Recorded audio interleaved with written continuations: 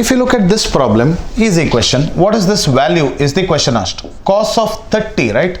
Cos 30 is sin 60. Cos 30 is sin 60. Sin 60 is root 3 divided by 2 into 1 plus 1 divided by 2 into 1 plus cos of 2 pi by 3.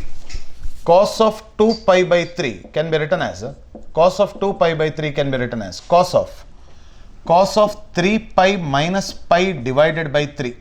So this is nothing but cos of pi minus pi by 3.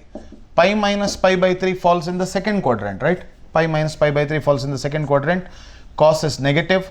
So minus cos pi by 3, answer will be equal to minus half. So answer will be equal to what is it? Minus half, right? Minus half.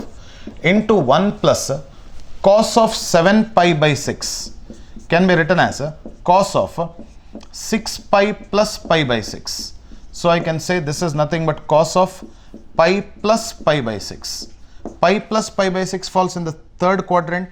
Third quadrant cos is negative, minus cos pi by 6 minus of cos pi by 6. Cos 30 is sin 60. Correct or not? So what is this answer that we get? Minus root 3 by 2.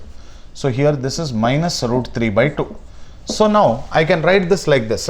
I can write this like this. 1 plus root 3 by 2 into 1 minus root 3 divided by 2 into 1 plus 1 by 2 into 1 minus 1 by 2. Correct or not?